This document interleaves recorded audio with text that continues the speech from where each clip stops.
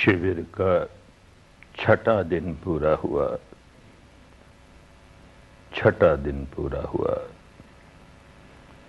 अब काम करने के लिए 4 दिन और रह गए हैं। बहुत होते हैं 4 दिन भी, बशर्ते कि कोई काम करे, मेहनत करे, परिश्रम करे, पुरुषार्थ करे और बड़ी समझदारी के साथ करे। साधना की विधि ठीक से समझता ही नहीं और मेहनत किए जा रहा है तो गलत तरीके से मेहनत करेगा। मेहनत तो खूब करेगा पर जैसे करनी चाहिए वैसे नहीं करेगा तो इस विद्या के जो परिणाम आने वाले हैं, अच्छे परिणाम आने वाले हैं, उनसे वंचित रह जाएगा। तो मेहनत भी करें और खूब समझदारी के साथ करें। क्या मेहनत करनी है, क्या परिश्रम करना है, कैसे करना है। बार बार इस विद्या को बहुत अच्छी तरह समझते रहें। 2 पक्ष हैं इस विद्या के। पहला पक्ष तो ये कि बाहर जो कुछ हो रहा हो वो हमारा आलंबन नहीं। इस 3.5 हाथ की काया के भीतर जो हो रहा है और जो हमें अनुभव हो रहा है, पुरानी भाषा में वेदन को अनुभव कहते थे। माने जो संवेदनाएं हमें महसूस हो रही हैं वो हमारा आलंबन है। तो उसको जाने। सारे शरीर में जहां जहां नहीं मालूम हो रहा है वहां वहां धीरे से काम करते करते मालूम होने लगेगा। पर ऐसी अवस्था पर पहुंचना ही है जहां सारे शरीर में, शरीर के अंग अंग में, अंग अंग के अणु अणु में हमें किसी न किसी प्रकार की संवेदना की अनुभूति हो रही है। ये एक पक्ष है। अनुभूति हुई और हम क्या करने लगे? किसी अनुभूति को अच्छा मानकर, उसे सुखद मानकर उसका सुख भोगने लगे। किसी अनुभूति को बुरा मानकर, दुखद मानकर उसका दुख भोगने लगे। तो विपश्यना नहीं कर रहे। फिर तो वही पुराना भोक्तापन का काम। सुख आया सुख भोग लिया, दुख आया दुख भोग लिया, सारे जीवन भर यही करते रहे। उस स्वभाव को ही तो पलटना है ना। तो चाहे सुखद अनुभूति हुई, चाहे दुखद अनुभूति हुई, इसका स्वभाव क्या है?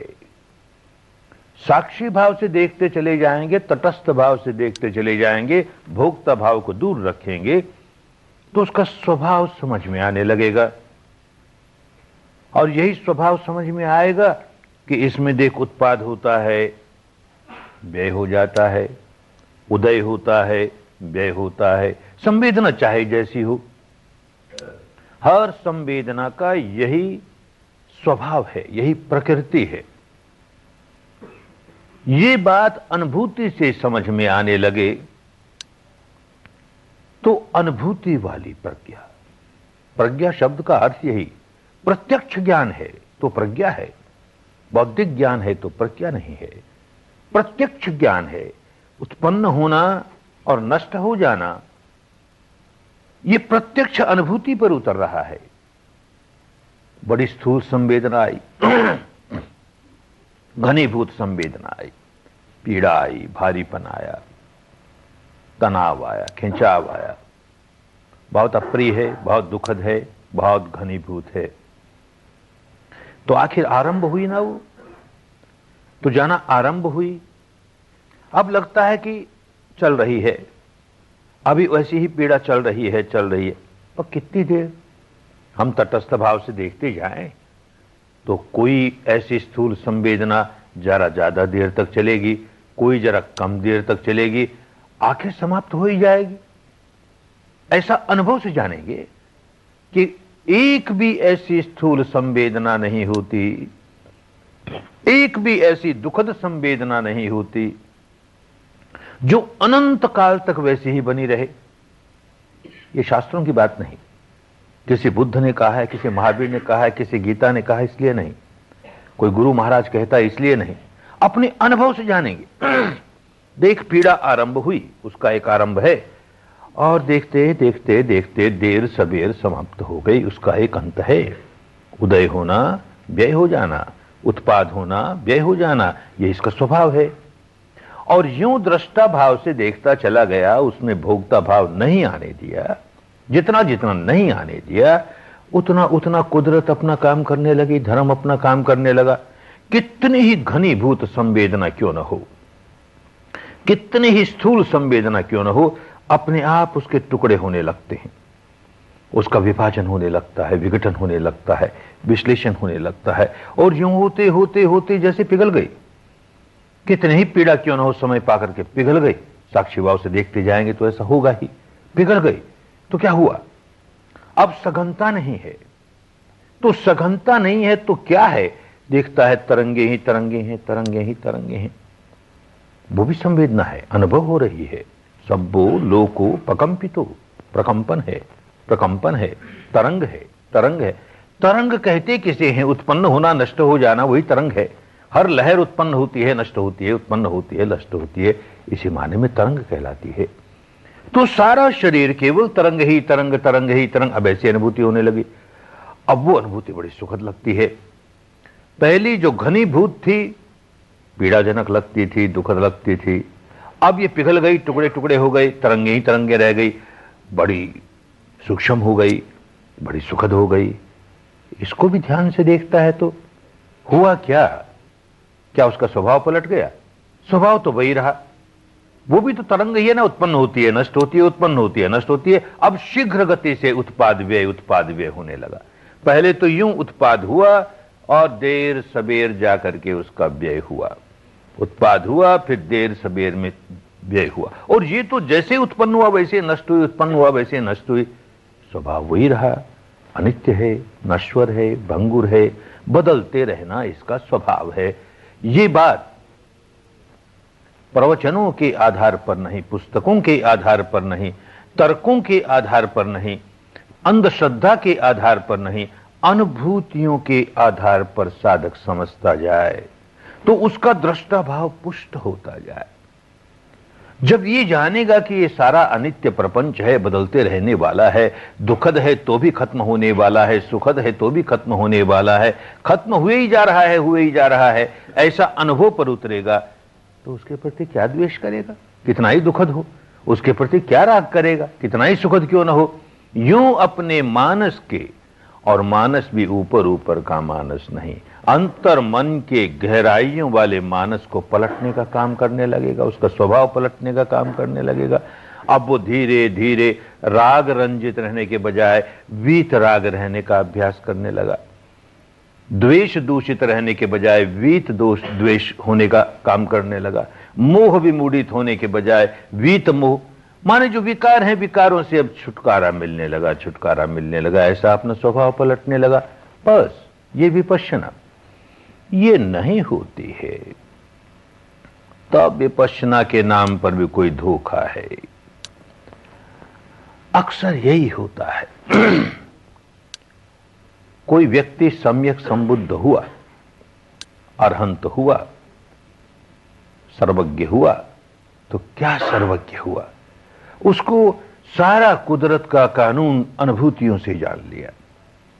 ये होगा तो ये परिणाम आएगा ही। शरीर पर अनुभूतियां होने वाली हैं, सुखद लगेगी और राग जगाएगा, दुखद लगेगी, द्वेष जगाएगा तो दुख आने ही वाला है। कोई दुनिया की शक्ति में बचा नहीं सकती। और इसी प्रकार सुखद लगे तो भी राग नहीं जगाएं, दुखद लगे तो भी द्वेष नहीं जगाएं, केवल अनित्य बोध जगा के समता में स्थित रहें तो दुख समाप्त होने ही वाले हैं। बंधे बंधाए नियम है। अपने को हिंदू कहे, बौद्ध कहे, जैन कहे, ईसाई कहे, कुछ फर्क पड़ने वाला नहीं। अपने को आत्मवादी कहे, निरात्मवादी कहे, ईश्वरवादी कहे, निरीश्वरवादी कहे, द्वैतवादी कहे, अद्वैतवादी कहे, कुछ फर्क पड़ने वाला नहीं। ऐसी वेशभूषा वाला हो, वैसी वेशभूषा वाला, कुछ फर्क पड़ने वाला नहीं। अपनी अनुभूतियों से, शरीर पर होने वाली संवेदनाओं की अनुभूतियों से अगर भोक्ता भाव रख करके राग जगाता है, भोक्ता भाव रख करके द्वेष जगाता है, वो व्यक्ति दुखियारा ही दुखियारा, वो व्यक्ति बंधन में है, मुक्ति से बहुत दूर है। और जो राग नहीं जगाता, द्वेष नहीं जगाता, प्रज्ञा जगाता है। ये अनित्य है, इस अनित्य बोध की प्रज्ञा जगाता है। बुद्धि द्वारा नहीं, चिंतन द्वारा नहीं, अनुभूति द्वारा जगाता है। वो बंधन के बाहर निकलने लगा। कोई हो बंधन के बाहर निकल जाएगा। बस धर्म की ये सीधी सीधी बात जिस आदमी के जितनी जल्दी समझ में आ जाएगी, वो इस जंजाल से निकल जाएगा। ये बौद्धों की बात, ये जैनियों की बात, ये हिंदुओं की बात।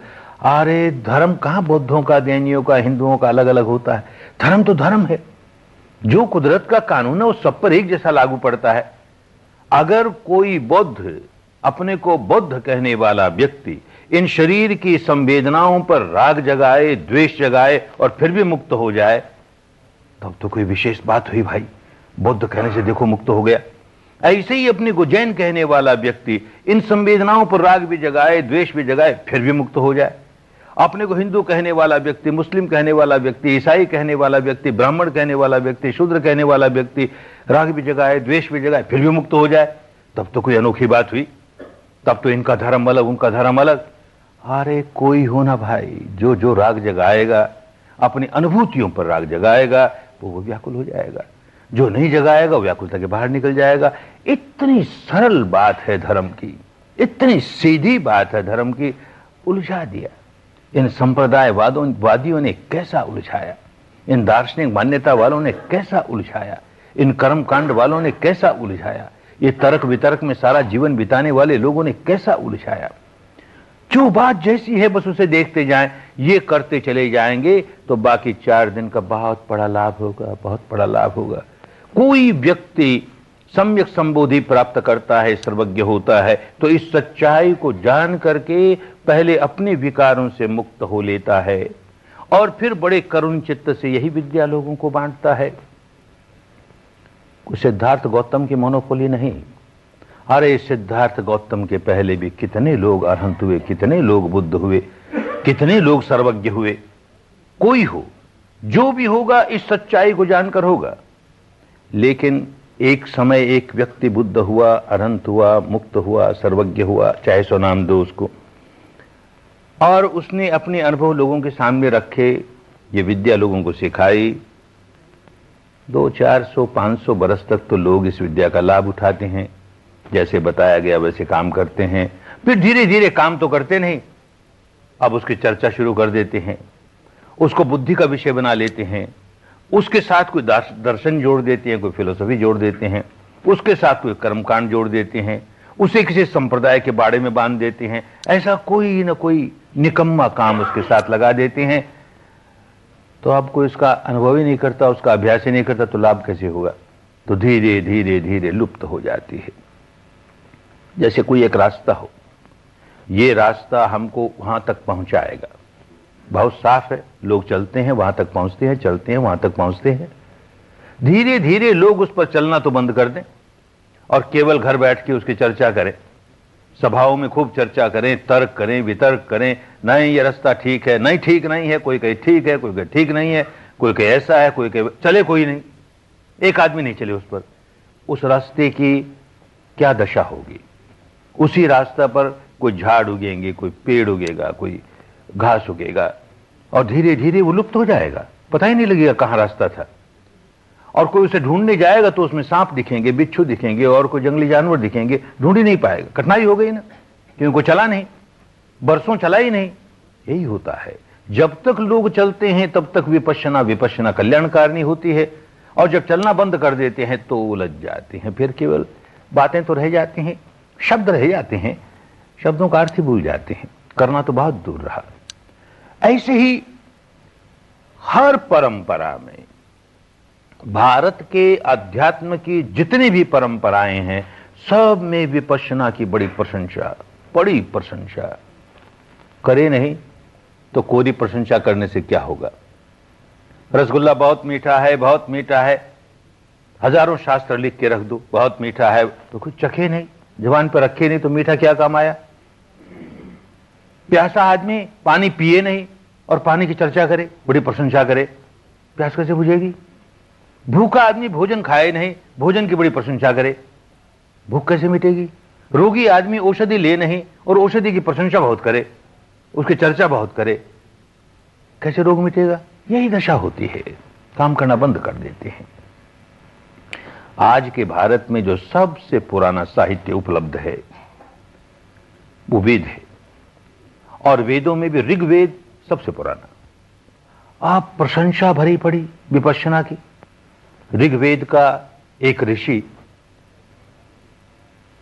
उसकी एक ऋचा, उसके एक बोल, क्या कहता है? यो विश्वाभिविपश्यति भुवन संच पश्यति सैन पार्षदति द्विषः।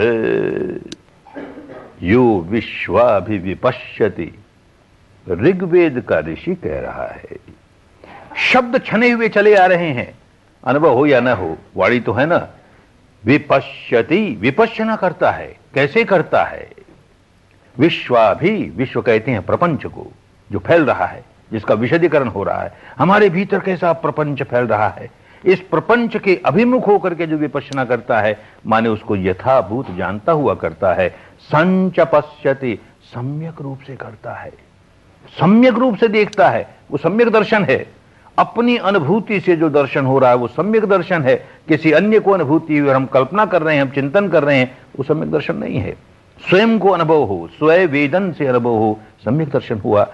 तो संच पश्यति, ऐसा व्यक्ति विपश्यना करने वाला, सम्यक रूप से करने वाला, सैन पार्षदति द्विषः, द्वेष के पार हो जाएगा। उस आदमी के भीतर द्वेष का नामो निशान नहीं रहेगा, क्योंकि उस आदमी के भीतर राग का नामो निशान नहीं रहेगा। जहां राग है वहां द्वेष होगा ही। एक ही सिक्के के दो पहलू हैं, एक और राग, दूसरी ओर द्वेष। जहां एक बात प्रिय लगती है, उसके विपरीत बात हमेशा बुरी लगेगी। तो राग और द्वेष साथ साथ चलते हैं। राग समाप्त हो जाएगा, ऐसे व्यक्ति का वीत राग बन जाएगा, द्वेष का नामो निशान नहीं रह सकता। लेकिन केवल बात ही बात रह गई ना, वाणी वाणी रह गई, करता तो कोई नहीं, बल्कि उसे एक कर्मकांड बना दिया। ये इस मंत्र का उच्चारण करो और फिर ऐसा कर दो, इस मंत्र का उच्चारण करो और ऐसा कर दो, तुम्हारे सारे पाप कट जाएंगे। क्या हालत हो गई। ये व्यक्ति जो सम्यक संबुद्ध बना, राजकुमार था, और पिता ने 29 वर्ष की अवस्था में घर छोड़ा, तो जीवन के बहुत से अनुभव ले लिए। पिता ने उस समय के जितने जितने विद्वान थे, विभिन्न संप्रदायों के, विभिन्न दार्शनिक मान्यताओं के, उन विद्वानों को बुला करके उस समय का जितना भी अध्यात्म का साहित्य था सारा पढ़ाया, सब पढ़ा इस आदमी ने। और फिर जब बोधि जागी, सर्वज्ञता जागी, बुद्ध हुआ, तो कहता है पुब्बे अननुसुत्ते सुधम्मे सुचक्षुं उत्पादि। पहले कभी सुना ही नहीं, ऐसे धर्म में, ऐसे सच्चाई में मेरे चक्षु खुले, ज्ञान के चक्षु खुले, प्रज्ञा के चक्षु खुले, पहले सुना ही नहीं। अरे विपश्यना से ही तो हुआ बुद्ध, और विपश्यना की बात सुनी ही नहीं। तो वेद तो पढ़े होंगे, ऋग्वेद भी पढ़ा होगा, और उसमें जगह जगह विपश्यना की प्रशंसा ही आई होगी सामने, पर सचमुच नहीं सुना। जिस अर्थ में इस शब्द का को समझा जाना चाहिए वो अर्थ समाप्त हो गया, वो अर्थ ही नहीं रहा, तो वो सुनना सुनना नहीं रहा।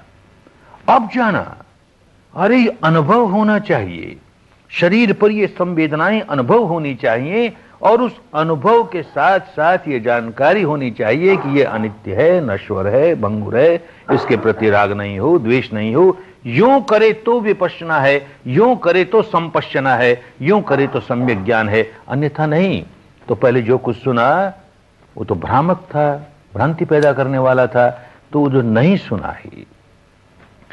फिर इसके बाद वो अवस्था प्राप्त होने पर अपने पूर्व जन्मों को देखता है, तो कहता है अरे पुराणो मग्गो ए समग्गो सनंतनो।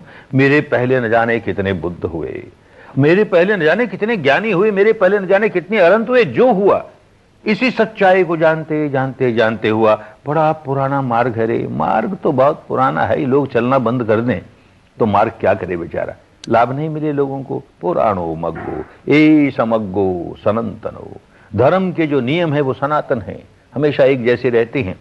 आज के हजारों वर्ष पहले भी कोई आदमी राग द्वेष जगाता था, दुखी हो ही जाता था, राग द्वेष निकाल देता था, दुख से मुक्त हो जाता था। आज भी कोई व्यक्ति राग द्वेष जगाता है, दुखी हो जाता है, राग द्वेष से छुटकारा पाले, दुख से छुटकारा पालेगा। और हजारों वर्ष के बाद भी यही बात रहेगी, जो राग द्वेष जगाएगा दुखी हो जाएगा, राग द्वेष छुटकारा पालेगा सुखी हो जाएगा। इसी को धर्म कहते थे, धर्म नियामता कहते थे, कुदरत का कानून कहते थे, रित कहते थे। अरे उसको न जान करके ये हिंदू धर्म, ये बौद्ध धर्म, ये जैन धर्म, ये ईसाई धर्म कहां उलझ गए, किधर उलझ गए। सीधी सीधी सरल सरल बात धर्म की इतना उलझा दिया, समझने की कोशिश भी नहीं करते। वो शब्द क्या है, उसका क्या अर्थ है, समझने की कोशिश भी नहीं करते। और कोशिश करें तो समझ भी कैसे आवे, जब तक अनुभव पर नहीं उतरे बात नहीं समझ में आती। अपनी बात कहता हूं, बहुत कट्टर हिंदू सनातनी घर में जन्मा और बचपन से ये सिखाया गया कि गीता के एक अध्याय का पाठ तो रोज करना ही चाहिए। एक अध्याय का पाठ करोगे तो एक जन्म का पाप कट जाएगा, 18 अध्यायों का कर लोगे तो कितने जन्मों का पाप कट जाएगा। सस्ता सौदा है ना, बड़ा आसान है, पाठ कर लो सारे पाप कट जाएंगे। तो खूब पाठ करता था, और लोग भी करते ही हैं। कुछ नहीं समझा क्या हो रहा है, क्या पाठ कर रहा हूं। उसमें एक श्लोक आता है किसी अध्याय में जो कहता है, उत्क्रमन्तं स्थितं वापि भुञ्जानं वा गुणान्वितं गुणान्वितं विमूढा नानुपश्यन्ति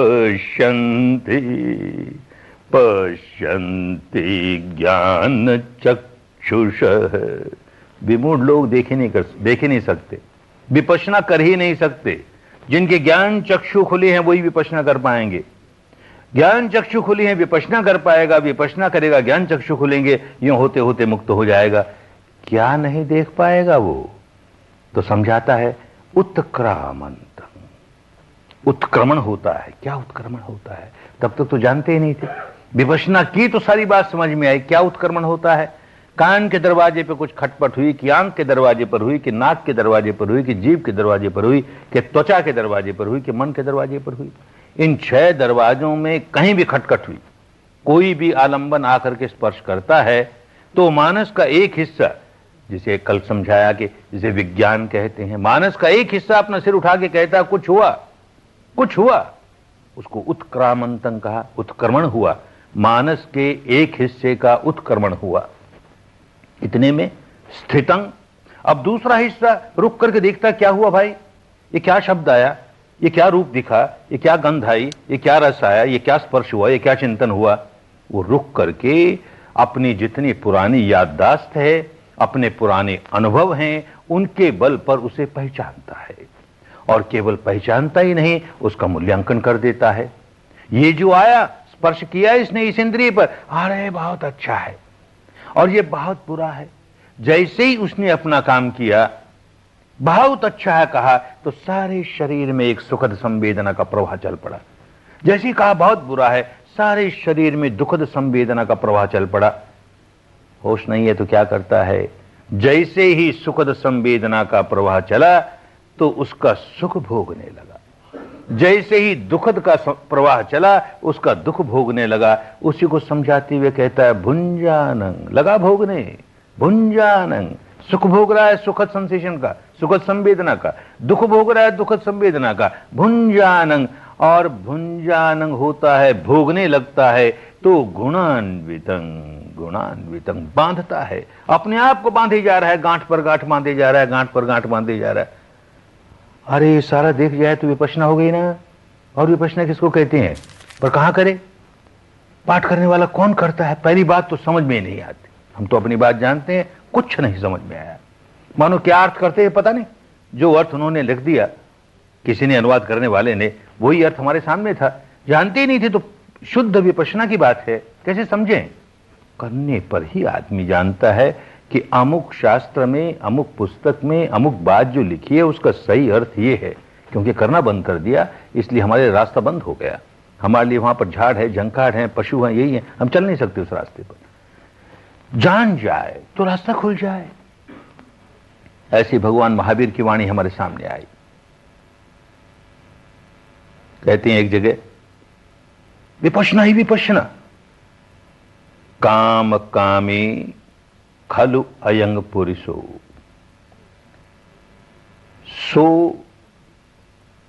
सेयते जुर्रते पिड्डते तप्पते परिपिड्डति परितप्पति। बड़ा संतापित होता है, बड़ा व्याकुल होता है। कौन? जो काम कामी है, कामनाओं में जो लोट पलोट लगाने वाला व्यक्ति है, बड़ा दुखी हो जाता है, बड़ा संतापित हो जाता है। धर्म की बात है ना, ये आर्य सत्य है, दुख आर्य सत्य है और ये उसका कारण है। दुखी हो ही जाएगा जो राग रंजित होगा, जो काम कामी होगा, कामनाओं में लोट पलोट लगाएगा, दुखी हो ही जाएगा। ये प्रथम आर्य सत्य है, दुख है। वो द्वितीय आर्य सत्य है कि क्यों दुख है, कामनाएं जगा रहा है इसलिए दुख है, कामनाओं में लोट पलोट लगा रहा है। अब क्या करे, कैसे बाहर निकले? तो कैसे बाहर निकले, इसके बाहर निकलने का रास्ता क्या है?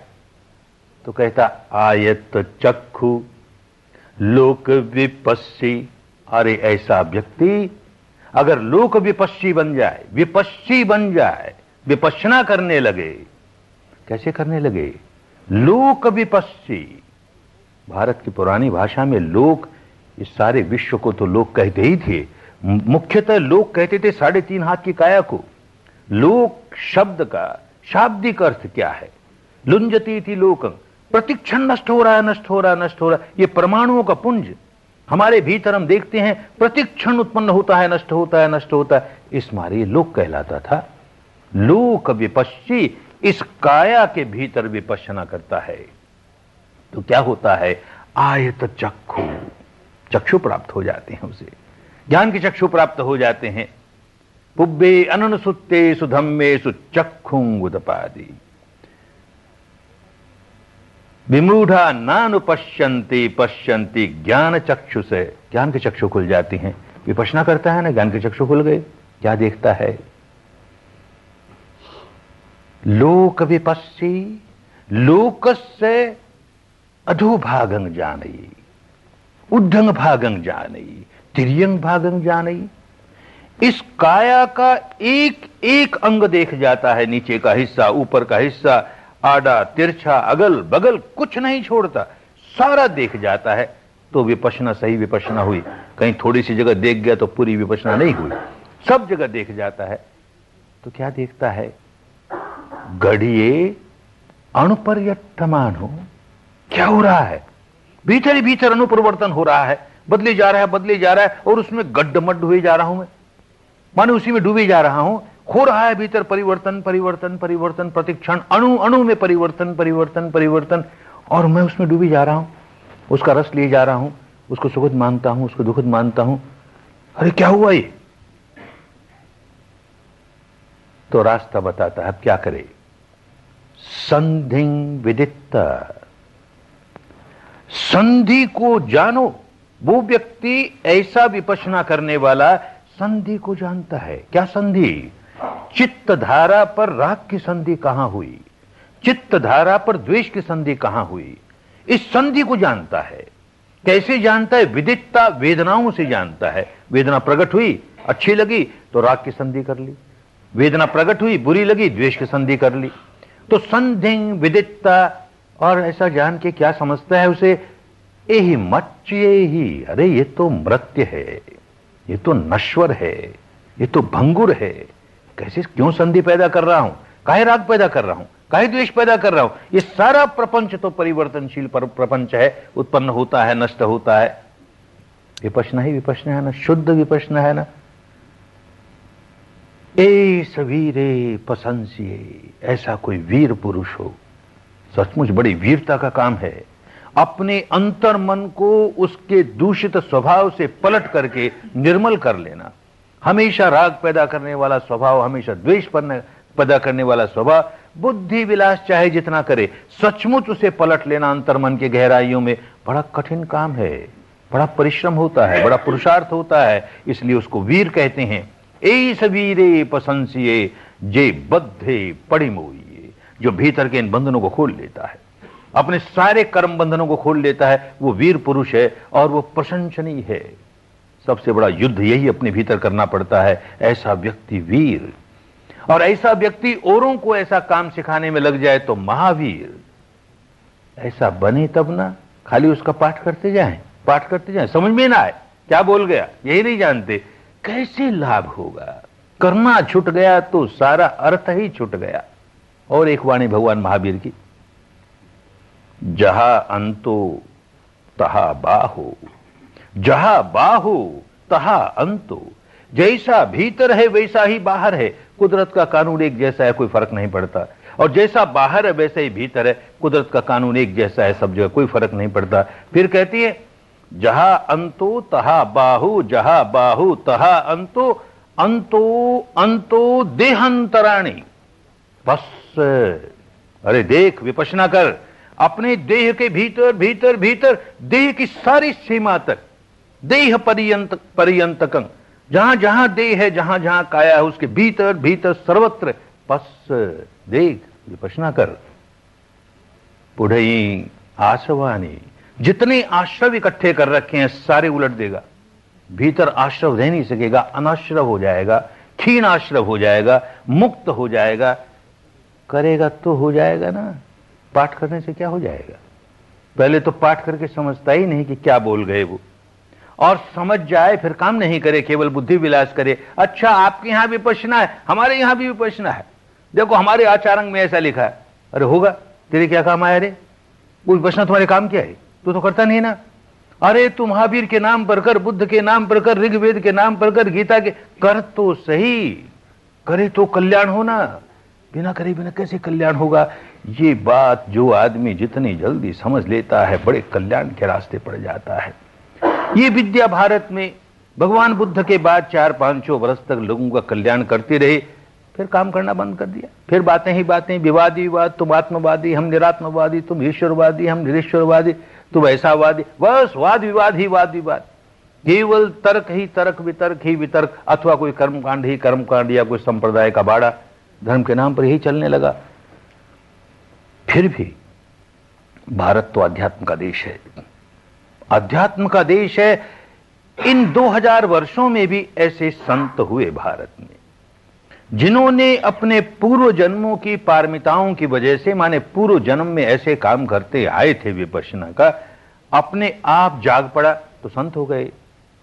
उनकी वाणी से साफ मालूम होता है कि ये विपश्यना करने वाले, लेकिन औरों को सिखा नहीं पाए, क्योंकि जैसे विधिवत ये विद्या भारत में सिखाई जाती थी वैसे विधिवत उनको भी नहीं प्राप्त हुई, वैसे जाग गई उनके, क्योंकि अनेक जन्मों से किया हुआ था, तो कैसे सिखाए। लेकिन उनकी वाणी से स्पष्ट मालूम होता है कि ये संत इसीलिए संत हुए कि विपश्यना करते रहे, विपश्यना करते रहे। 500 वर्ष पुराना भारत का एक संत कबीर कहता है, 3 हाथ एक अड़धाई, ऐसा अंबर चिन्हो मेरे भाई, देखो मेरे भाई। 3 हाथ और एक आधा हाथ, इस 3.5 हाथ के भीतर जो अंबर है, जो आकाश है, जो शून्य है, उसका दर्शन करो, उसमें क्या हो रहा है। अरे कल्याण उससे होगा। बाहर बाहर क्या भटक रहे हो धर्म के नाम पर, कुछ मिलने वाला नहीं है। भीतर यूं देखना शुरू कर दोगे, उसे चीनना शुरू कर दोगे, उसे अनुभव पर उतारना शुरू कर दोगे, तो एक पर एक परतें उतरती चली जाएंगी, परतें उतरती चली जाएंगी।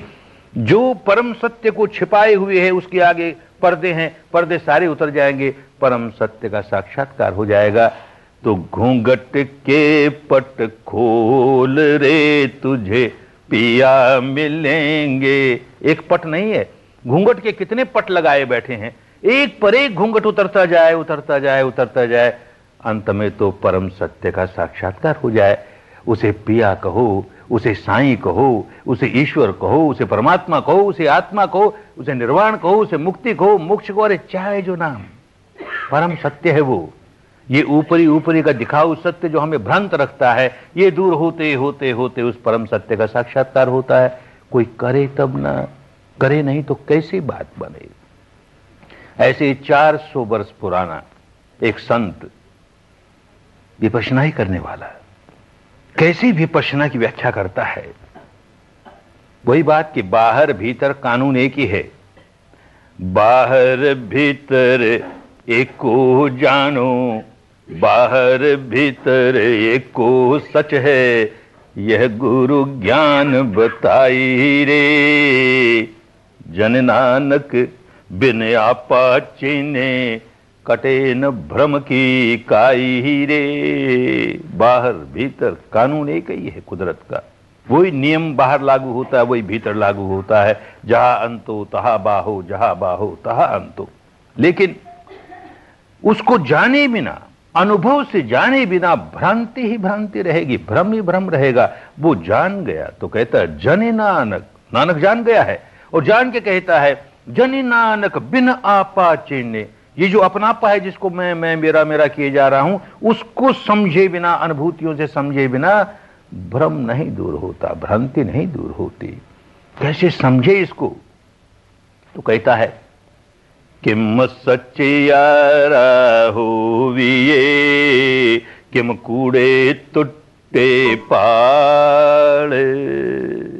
अरे हुकुम रजाई चलना, ओ नानक लिखिया नाले। किम सचियारा होविये, बस एक ही रास्ता है, सचियारा बनो। भारत की भाषाओं को इस संत ने एक नया शब्द दिया। दुखियारा शब्द भारत में है, जिसको सुख नहीं वो दुखियारा। सुखियारा शब्द भारत की भाषा में है, जिसको दुख नहीं वो सुखियारा। ऐसे एक नया शब्द दिया सचियारा, जिसके पास झूठ नहीं वो सचियारा। सत्य ही सत्य, केवल वाणी का सत्य नहीं है, तो साधना की बात हो रही है। किम सचियारा होविये, जो जो सत्य प्रकट हो रहा है उसी के सहारे। कोई कल्पना नहीं, हमारी परंपरा की ये मान्यता, हमारी अरे होगी मान्यता, तुझे तो अनुभव नहीं हो रहा ना। कोई मान्यता का आरोपण नहीं मत कर लेना। किम सचियारा होविये, किम कूड़े तुट्टे पार। ये जो झूठ की पार लगा रखी है, परतें रख रखी हैं, सारी टूट जाएंगी। कैसे टूट जाएंगी? ऐसे टूटने लगेगी तो हुकुम रजाई चलना, हुकुम रजाई के मुताबिक चलना शुरू कर दिया। क्या हुकुम रजाई? इस परमात्मा की कहो या ईश्वर की कहो, अल्लाह मियाँ की कहो, प्रकृति की कहो, निसर्ग की कहो, कुदरत की कहो, क्या रजा है? वो क्या चाहते हैं? उनका क्या हुक्म है? क्या चाहते हैं वो? यही हुक्म है, यही रजा है, यही नियम है। राग और द्वेष जगाओगे कि दंड मिलेगा, राग और द्वेष से मुक्त हो जाओगे कि पुरस्कार मिलेगा, सुख शांति मिलेगी। ये उनकी रजा है, ये उनका हुक्म है। इसी को कुदरत का कानून कहते हैं, इसको धर्म नियामता कहती हैं, रित कहती हैं। उस रित के अनुसार, उस हुक्म रजाई के अनुसार चलना आ जाएगा। ये भीतर सच्चाई का दर्शन इसलिए करते हैं कि उस रित के अनुसार चलना आ जाएगा। हुक्म रजाई चलना, और वो हुक्म रजाई जो है कुदरत का कानून है, पुस्तकों में नहीं मिलेगा, गुरु महाराज के प्रवचनों में नहीं मिलेगा, बुद्धि विलास में नहीं मिलेगा। कहां मिलेगा? वो नानक लिखिया नाले, अपने साथ लिखा हुआ भाई, अपने भीतर सारा कानून लिखा हुआ है। इसको पढ़ के देखो ना, अनुभव करके देखो ना, तो सारी विपश्यना समझाई कि सच को छोड़ करके कल्पना को मत आने देना। आदि सच, जुगादि सच है भी सच, नानक हो से भी सच। सच से आरंभ करो और हर कदम सच के साथ, सच के साथ, सच के साथ पहुंच जाओगे परम सत्य तक। जहां कोई कल्पना जोड़ ली, अपनी मान्यता का लेप लगा लिया, वहीं गाड़ी रुक जाएगी, क्योंकि वो प्रमुख हो जाएगी, मान्यता प्रमुख हो जाएगी, कल्पना प्रमुख हो जाएगी, सच्चाई से भटक जाओगे। तो इसीलिए कैसे विपश्यना की जाए, ये व्यक्ति करता है तभी समझाता है कैसे की जाए। तो कहता है ओ था पिया न जाई, ओ कीता न होई, आपो आप निरंजन सोई, आपो आप। था पिया न जाए, कुछ थोप मत लेना, इस पर कुछ इंपोज मत कर लेना। जो सच्चाई सामने आई उस पर अपनी मान्यताओं का लेप लगाने लगे तो विपश्यना नहीं हो रही। था पिया न जाए और कीता न होई, अपनी ओर से कुछ करना नहीं। भोक्ता भाव तो छोड़ना ही है, कर्ता भाव भी छोड़ना है, केवल दृष्टा भाव। था पिया न जाई कीता न होई, कुछ इंपोज भी मत करो, कुछ क्रिएट भी मत करो। क्रिएट करोगे आर्टिफिशियल हो जाएगा, नेचुरल नहीं हुआ। इंपोज करोगे फिर कोई नकली बात ऊपर चढ़ा दोगे, सच्चाई नहीं हुई। तो था पिया न जाई कीता न होई, आपो आप निरंजन सोई। जो अपने आप प्रकट हो रहा है, क्षण प्रतिक्षण जो अपने आप प्रकट हो रहा है, वो निरंजन है, आंखों से नहीं देखा जाता। उसको कोई ईश्वर कहे कुछ कहे, निरंजन है, उसका रूप नहीं, उसको क्या आकृति नहीं, सच्चाई है। सत्य ही ईश्वर है, परम सत्य ही परमेश्वर है, यही कहना चाहता है। अपने आप जो प्रकट होता है, ये प्रश्न कबीर से भी किया गया कि आप बार बार ईश्वर कहते हैं, कभी अल्लाह कहते हैं, कभी हरि कहते हैं, कभी राम कहते हैं, कौन है ये, क्या है? तो क्या समझाए? विद्या लुप्त हो गई ना, तो सिखा नहीं सकते थे। ये संत स्वयं करते थे, लेकिन टेक्निक किस तरह से कैसे सिखा करके लोगों को थोड़े समय में इस विद्या में पारंगत कर दे, ये भारत से लुप्त हो गई थी। स्वयं केवल करते थे, क्या करें? तो कहता है, क्या कहता है, क्या ईश्वर है, क्या हरि है? तो कहे कबीर हरि ऐसा रे, जहां जैसा तहां तैसा रे, जब जैसा तब तैसा रे। अरे 3.5 हाथ की काया में जहां जैसा कुछ प्रकट हुआ वही ईश्वर है, जहां जब प्रकट हुआ वही ईश्वर है, जब जो प्रकट हुआ वही ईश्वर है। वही आपो आप निरंजन सोई। और वही भगवान बुद्ध ने कहा, यथाभूत ज्ञान दर्शनम, यथाकृत नहीं, यथा संकल्पित नहीं, यथा वांछित नहीं, यथा आरोपित नहीं, यथाभूत, अपने आप जो हुआ, आपो आप, आपो आप। अरे भारत से विपश्यना बिल्कुल लुप्त नहीं हुई, विधि लुप्त हो गई। संत तो करते रहे, 2500 वर्ष के बाद आई है, बल्कि यूं कहीं 2000 वर्ष के बाद आई है, 500 वर्ष तो काम करती रही बहुत अच्छा जनता में। दूषित नहीं होने दें, खूब अच्छी तरह समझ के जाएंगे और वैसा ही काम करेंगे, वही परिणाम आएगा जो उन दिनों आता था, बिल्कुल वही परिणाम आएगा। काम करने से आएगा, काम करने में अच्छी तरह समझते हुए करेंगे क्या करना है। अपने भीतर संवेदनाओं को देख रहे हैं, फिर समझेंगे क्या संवेदना है, कैसे उत्पन्न होती है। जैसे जैसे आगे बढ़ेंगे सारी बात समझ में आएगी। ये परमाणुओं के पुंज उत्पन्न होते हैं, नष्ट होते हैं, उत्पन्न होते हैं, नष्ट होते हैं।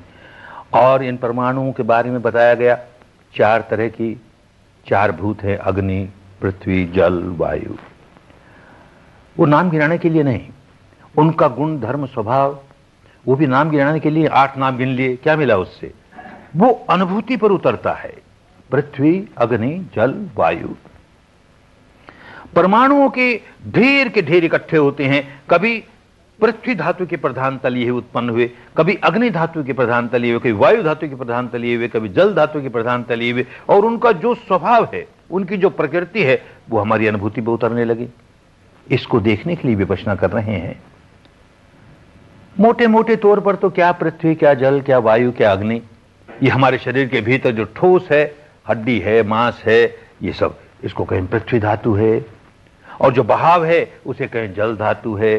खून है, पेशाब है, जो कुछ भी उसमें बहाव है, पानी की तरह तरल है, वो जल धातु है। और इसमें जो ऊष्मा है, ठंडापन है, वो सारा का सारा अग्नि धातु है। और जो कुछ भीतर हलन चलन हो रही है, वो सारी की सारी जैसे गैसेज हैं, वायु धातु है। ये मोटे मोटे तौर पर समझने के बाद ये सारा शरीर आखिर इसी से बना और क्या है। बाहर की दुनिया में भी देखती यही बात है। जल है, बहुत ठंड लगी, भारी हो गया, पत्थर जैसा हो गया, बर्फ हो गया, पृथ्वी जैसा हो गया। जल था, पृथ्वी जैसा हो गया। फिर गर्मी हुई, फिर जल हो गया, और गर्मी हुई, भाप हो गया, हवा हो गया, तो वायु जैसा हो गया। और ये तीनों अवस्थाओं में जल था तो भी, बर्फ थी तो भी, भाप हुई तो भी, उसमें तापमान है, ठंडा है, गर्म है। अरे तो चारों महाभूत समाये हुए हैं उसमें। ये बुद्धि से समझने की बातें हैं सारी। विपश्यना करेंगे तो अनुभूति से समझेंगे। ढेर के ढेर परमाणु उत्पन्न हुए। इस समय मान लो पृथ्वी धातु के परमाणु उत्पन्न हुए तो हमें क्या अनुभव हो रहा? पृथ्वी का क्या स्वभाव? पथराती है, आकाश को घेर लेती है, आकाश से घिर जाती है, तो उसका कुछ वजन हो जाता है। तो भारीपन से लेकर के हल्केपन तक का सारा का सारा क्षेत्र पृथ्वी धातु का क्षेत्र, कहीं भारीपन मालूम हुआ, कभी हल्कापन, पृथ्वी धातु प्रकट हुई। बहुत भारी हुआ तो कहीं कांटे से चुभने लगे, कहीं खुरदरा हुआ, बड़ा बेचैनी हुई, पृथ्वी धातु की बात सारी। और जब कभी कुछ हलन चलन हुई, भीतर ही भीतर संवेदना होती है, तो भीतर ही भीतर हलन चलन हो रहा है, धड़कन हो रही है, कंपन हो रहा है, धूजन हो रहा है, ये वायु धातु का सारा क्षेत्र। छोटी से छोटी हलन चलन, बड़ी से बड़ी हलन चलन। अग्नि धातु, ये सारा तापमान जो अनुभव हो रहा है, बहुत गर्मी लग रही है या बहुत सर्दी लग रही है, सर्दी से सर्दी, गर्मी से गर्मी, इसका सारा का सारा क्षेत्र अग्नि धातु का क्षेत्र। और जल धातु, जल धातु में मॉइस्चर है, बांधने की उसका स्वभाव है, इस सारे को जोड़ी हुई है, एकत्र किए हुए, संगठित किए हुए जल धातु, उसकी अनुभूतियां हैं। अरे तो इन चारों को छोड़ करके पांचवी तरह की अनुभूति नहीं होती। जितनी संवेदनाएं अनुभव हो रही हैं, इन चारों में से इस प्रकार की या उस प्रकार की, लेकिन इन चारों को छोड़ के पांचवी नहीं होती।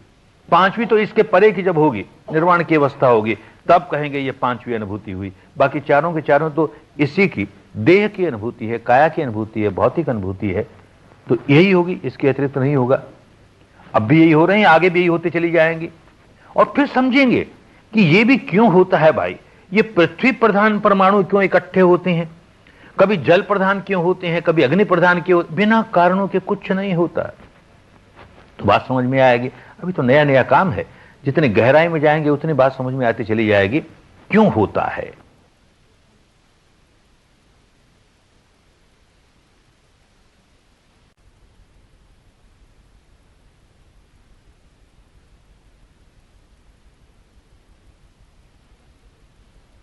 कभी ये पृथ्वी परमाणुओं की अनुभूति क्यों होती है, कभी अग्नि परमाणुओं की अनुभूति क्यों होती है, कभी जल परमाणुओं की, कभी ये पृथ्वी परमाणुओं की अनुभूति क्यों होती है, कभी अग्नि परमाणुओं की अनुभूति क्यों होती है, कभी जल परमाणुओं की, कभी वायु क्यों होती है, क्यों ऐसा हुआ। तो बात समझ में आएगी, जैसा आहार दे रहे हैं वैसे परमाणु उत्पन्न हो रहे हैं। ये भौतिक परमाणु 4 प्रकार के आहार मिलने से उत्पन्न होते हैं। 2 आहार तो उसको शरीर है ना, भौतिक है ना, तो भौतिक आहार देने से भौतिक परमाणुओं की उत्पत्ति। और 2 चैतसिक, क्योंकि नाम और रूप, शरीर और चित्त साथ जुड़े हुए हैं, तो चैतसिक आहार 2 होते हैं।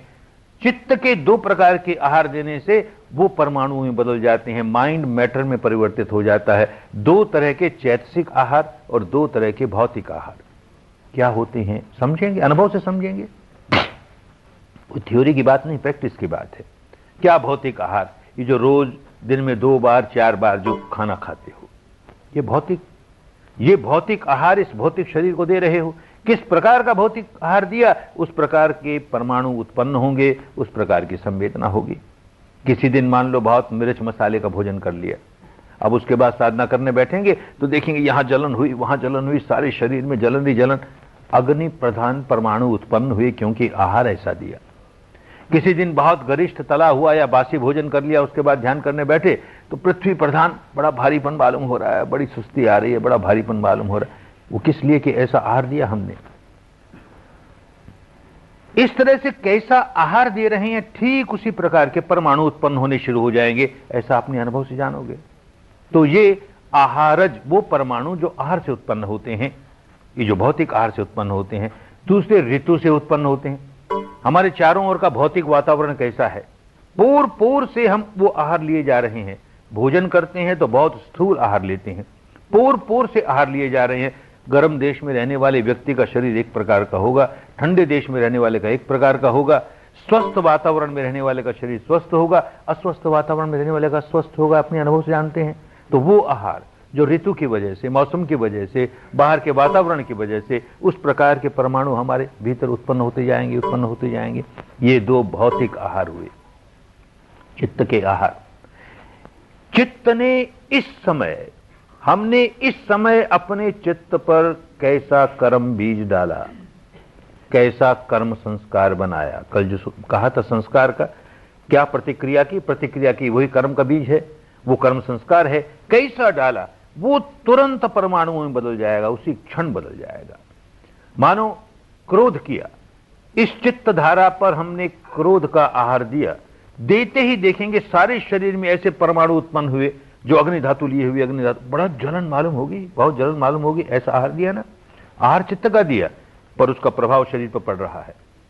मान लो भय का आहार दिया, इस क्षण अपनी चित्तधारा पर भय का आहार दिया, तो वायु धातु सारे शरीर में कोई धूजन है, कोई कंपन है, इस तरह का आहार दिया, इस तरह के परमाणु बनने लगे। ये इस समय के चित्त के कर्म ने इस तरह का प्रभाव, और यही पुराने कर्मों का जब फल आता है तो उसका प्रभाव, उसकी वजह से जो परमाणु बने वैसे ही बनेंगे। जिस तरह का कर्म का बीज हमने बोया उसका फल बिल्कुल उसी प्रकार का आएगा।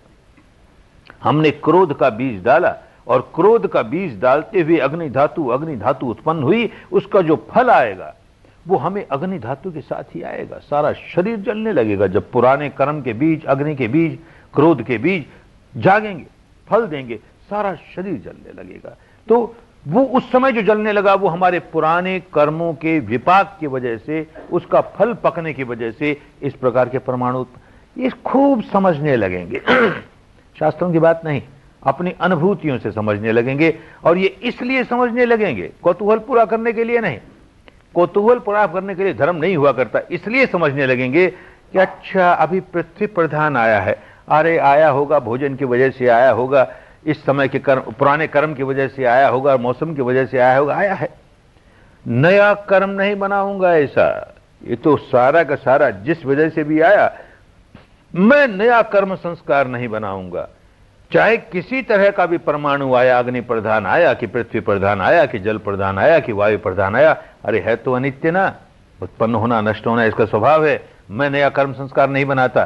तो केवल देखता है, समझता है उसके स्वभाव को और नया कर्म नहीं बनाता, प्रतिक्रिया नहीं करता, दृष्टा भाव में, साक्षी भाव में, उपेक्षा भाव में, तटस्थ भाव में पुष्ट हुए जा रहा है, पुष्ट। ये सारा कुछ इसलिए जानना है, बुद्धि विलास के लिए नहीं।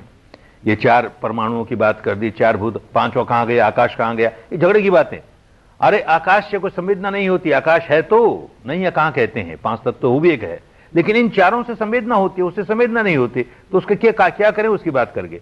जिससे संवेदना होती है और संवेदना होकर के हम प्रतिक्रिया करके कर्म संस्कार बनाते हैं, हमको छुटकारा उससे लेना है ना, इसलिए सारी बात समझते चले जाएंगे, खूब समझ के काम करेंगे, आगे बढ़ते चले जाएंगे। बाधाएं आएंगी, इस बात को खूब समझ के रखना चाहिए। कौन बाधक है हमारा? पांच बड़े बड़े दुश्मन है हमारे, रास्ता रोक देंगे, हमको आगे बढ़ने नहीं देंगे। कोई बाहर का दुश्मन नहीं है, हमारे भीतर के ही दुश्मन है, हमारे ही अपने विकार हमको आगे बढ़ने नहीं देंगे। पांच बड़े बड़े विकार हैं, उनसे बच के रहना चाहिए। दो विकार, काम छंद और व्यापाद, पुरानी भाषा है। जब नया नया आदमी आता है, अगर उसके मन में बहुत वासनाओं के विकार होंगे, काम वासनाओं के, तो ध्यान में बैठते ही काम वासना बहुत जागेगी। ऐसे किसी के साथ झगड़ा हुआ, वही बात बार बार आएगी मन में, उसके प्रति बड़ा क्रोध जागेगा, उसे वो काम छंद व्यापाद कहा। पर उसको देखते जाएंगे कम हो जाएगा। उसी को और गहराई में जाएंगे तो राग कहें, द्वेष कहें। जो प्रिय है उसके प्रति राग जागना, जो अप्रिय है उसके प्रति द्वेष जागना। साधना इसलिए कर रहे हैं कि अपने राग के स्वभाव को तोड़ें, अपने द्वेष के स्वभाव को तोड़ें।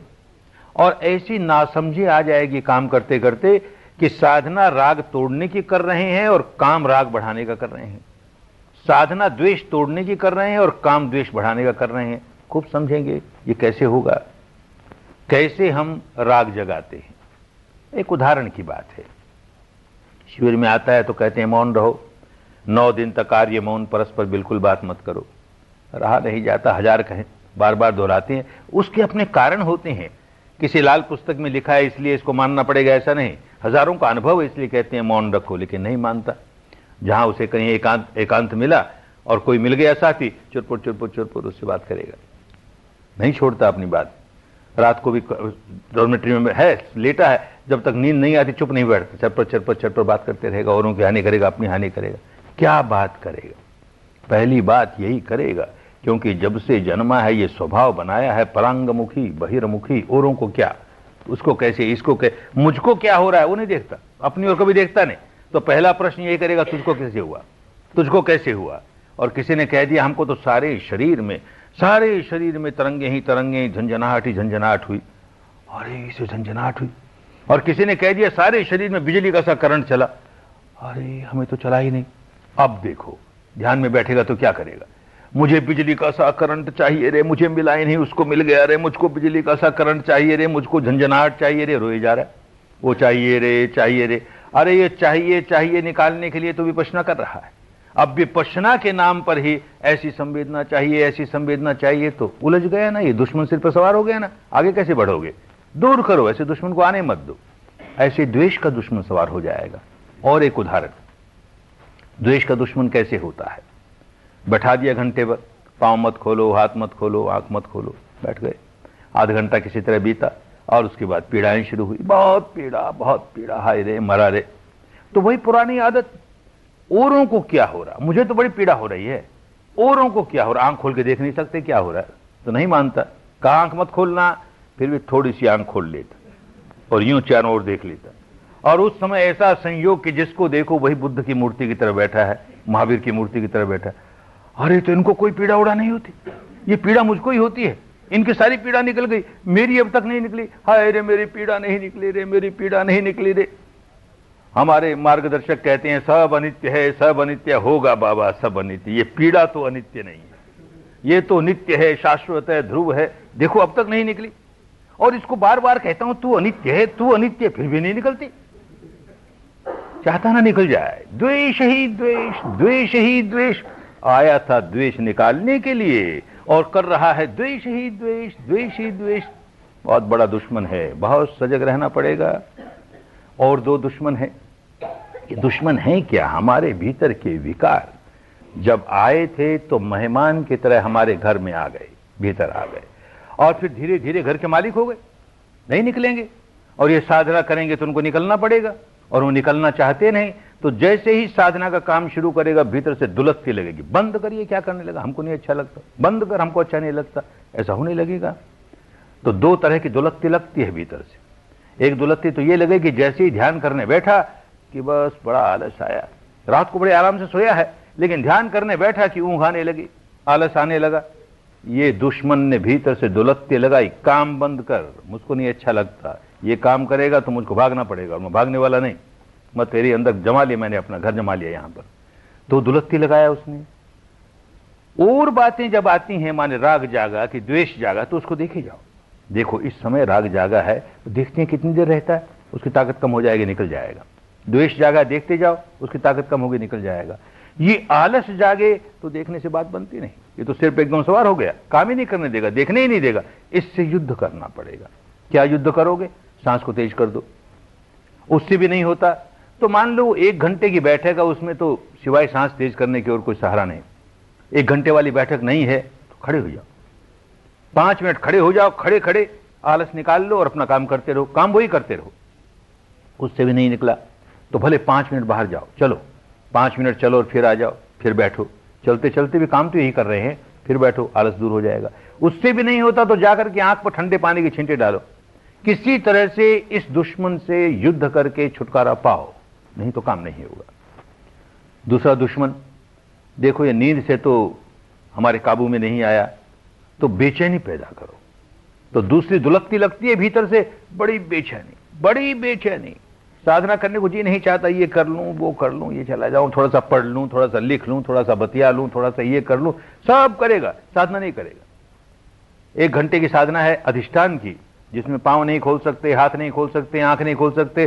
कब उठ गया पता ही नहीं, उठ के बाहर भी चला गया, और बाहर जाके होश आया, अरे तो अधिष्ठान था ना, मैं कैसे आ गया, कुछ होश नहीं उसे क्या कर रहा हूं, क्योंकि भीतर से दुलकती लगी। बंद करिए, क्या काम कर रहा, हमको अच्छा नहीं लगता। और शाम को जब कोई कहता है 6 दिन पूरे हुए, अब तो 4 ही दिन बाकी है, जब रोता है, अरे आज का दिन हमने ऐसे खो दिया, हमने कुछ नहीं किया रे, हाय रे कुछ नहीं किया रे, अब रोना शुरू किया। वो और बड़ा दुश्मन है। धर्म के क्षेत्र में रोने को जगह नहीं। गलती हो गई तो अपने किसी बड़े के सामने जाके स्वीकार कर ले, दबाए नहीं गलती को, हमसे ये भूल हुई और अब हम प्रतिज्ञा करते हैं ऐसी भूल फिर नहीं करेंगे। उसका पश्चाताप नहीं करे। धर्म में न पूर्वताप है न पश्चाताप है, ताप है ही नहीं। गलती का न्यायीकरण भी नहीं करे, लेकिन गलती हो गई तो उसे छुपाए भी नहीं, उसको स्वीकार करे और निर्णय कर ले कि भविष्य में नहीं होने देंगे। क्योंकि अगर पश्चाताप करने लगा तो एक अपराध की ग्रंथि बांधनी शुरू कर देगा, और वो अपराध की ग्रंथि फिर निकालनी कठिन हो जाएगी। बार बार उसको याद करके रोएगा तो नए संस्कार रोने के बना रहा है ना, उसको याद कर करके रो रहा है, तो रोने के बीज बो रहा है। रोने के बीज रोना ही लाएंगे, रोने के बीज हंसना नहीं ला सकते। रोने का बीज डालना नहीं कभी। विपश्यना के रास्ते चलने वाला व्यक्ति रोने का बीज नहीं डाले। गलती हो गई स्वीकार करेगा, आगे से नहीं करूंगा ऐसी गलती, ऐसा दृढ़ निश्चय करेगा, तो ये चौथा दुश्मन सिर पर नहीं सवार होगा। पांचवा दुश्मन, पुरानी भाषा में कहा विचिकित्सा, माने संदेह होता है। पुराने लेप है ना, हर परंपरा के अपने अपने लेप। अरे बाबा ये क्या करने लगे, सांस को देखो, क्या मिलेगा सांस को देखने से? राम को दिखाते, बुद्ध को दिखाते, आत्मा को दिखाते, परमात्मा तो कोई बात होती, सांस को क्या देखें? और अब शरीर को देखो, संवेदना, ये कोई बात हुई? क्या शरीर को देखें?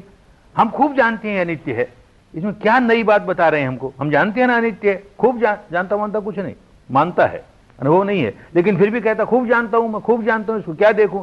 ये क्या करा रहे हैं? संदेह होता है, सारे मार्ग पर संदेह होता है, विद्या पर संदेह होता तो काम नहीं कर पाता।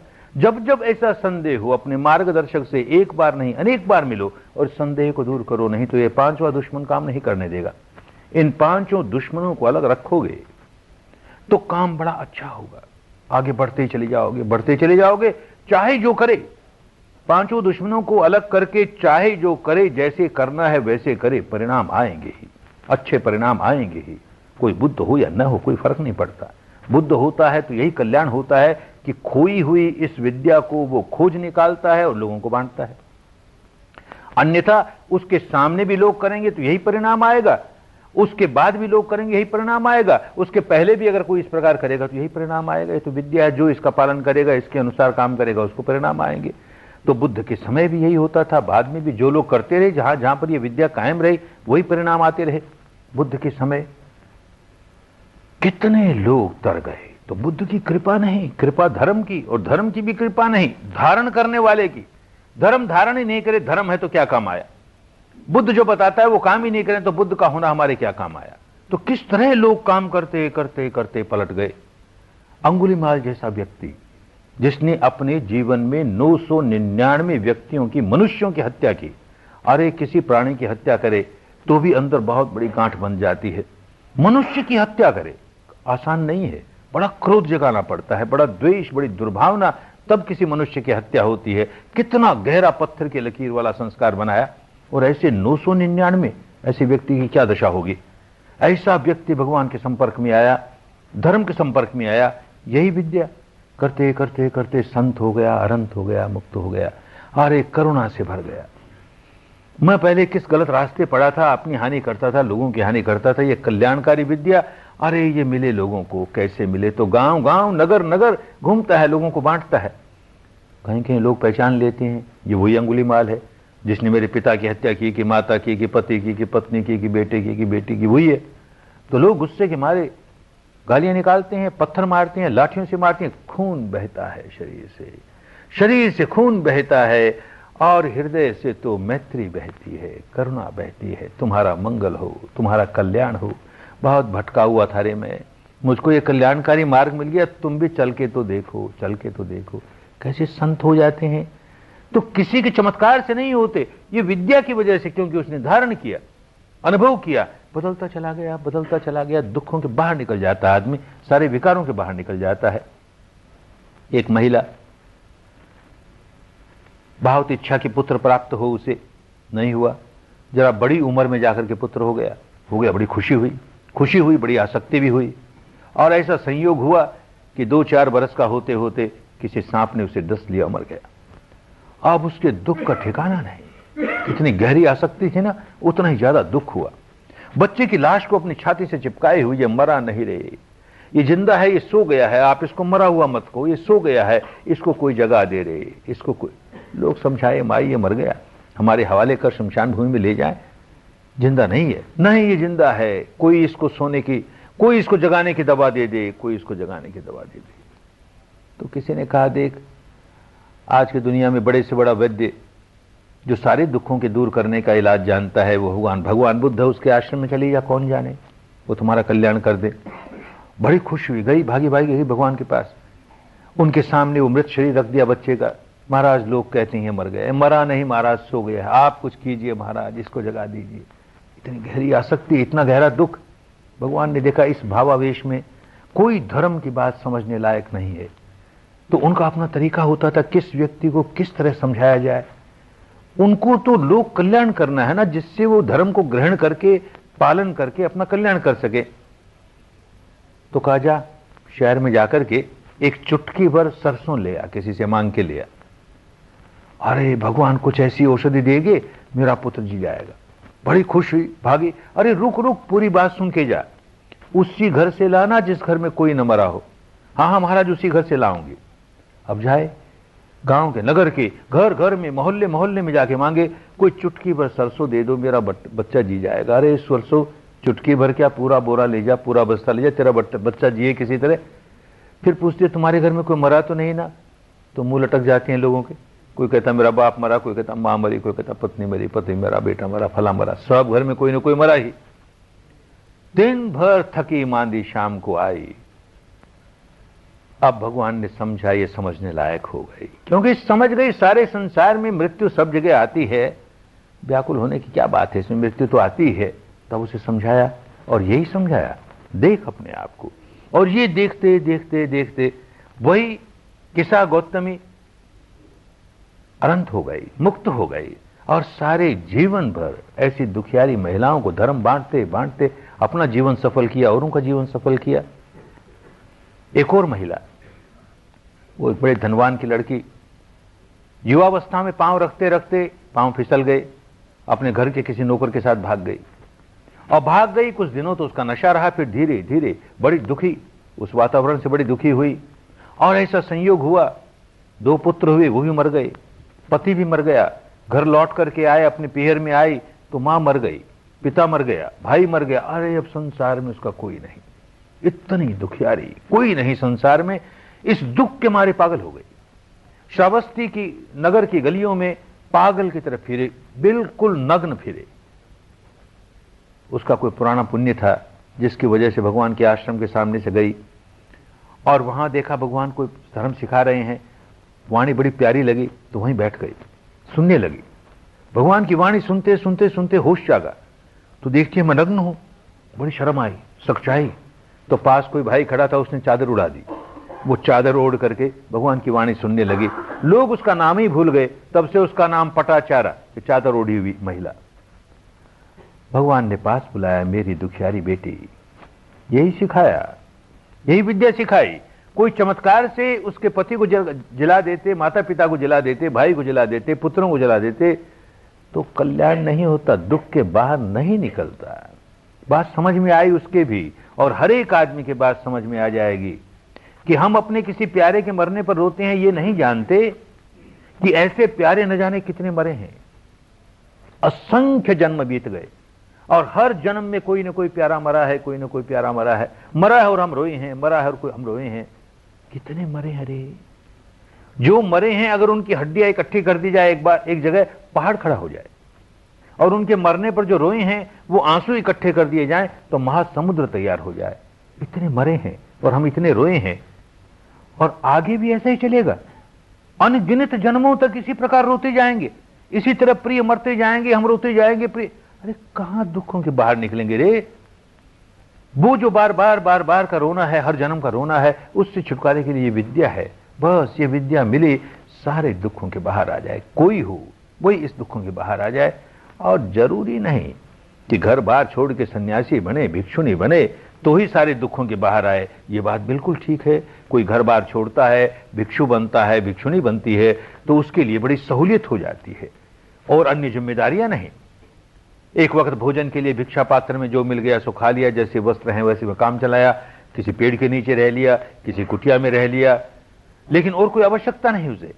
गृहस्थ है तो बहुत जिम्मेदारियां हैं, तो कठिनाइयां अवश्य है, पर काम तो वो का वो, वही शील, वही समाधि, वही प्रज्ञा, शील समाधि प्रज्ञा, वही अष्टांगिक मार्ग, जो चले मुक्त अवस्था पर पहुंच जाए। भगवान बुद्ध के जीवन काल में मुश्किल से 1 लाख भिक्षु और भिक्षुणियां उनके साथ होंगी। बाकी करोड़ों की संख्या में उत्तर भारत के लोग सारे गृहस्थ थे ना, और उनमें से अनेक लोग मुक्त अवस्था पर पहुंचे ना। कैसे पहुंचे? बात वही कि वो रास्ता वो का वो काम करे, पहुंच जाएगा, गृहस्थ होगा, कठिनाइयों में से गुजरते हुए, बाधाओं में से गुजरते हुए काम करता जाएगा, पहुंच ही जाएगा। उन दिनों का एक बहुत धनवान व्यक्ति, अनाथ पिंडक नाम उसका, भगवान के संपर्क में आया, ये विद्या सीखी और सीखते सीखते सीखते अंदर की सच्चाइयों को देखते देखते देखते शरीर और चित्त के परे की सच्चाई देख ली, निर्वाण का साक्षात्कार कर लिया। आज के भारत में तो ये विद्या ही लुप्त हो गई, इसलिए निर्वाण शब्द का अर्थ ही खो बैठे। जब नया नया बर्मा से आया था तो किसी आदमी को कहूं कि तुझे निर्वाण प्राप्त हो तो घबराए। गुरुजी ने आशीर्वाद देने के बजाय ये क्या कह दिया, निर्वाण का अर्थ मृत्यु हो गया।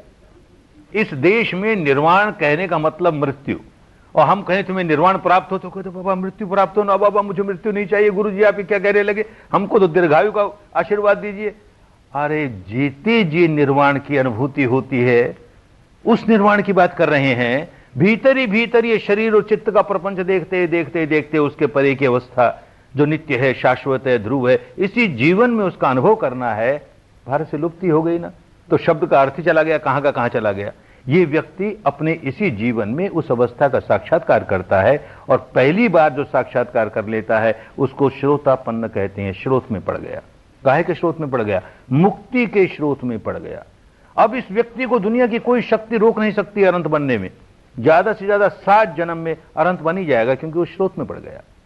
ऐसा व्यक्ति राजगिरी में उसे ये अवस्था प्राप्त हुई, और वो रहने वाला कौशल देश का, वहां की राजधानी श्रावस्ती में बहुत बड़ा व्यापारी वहां का।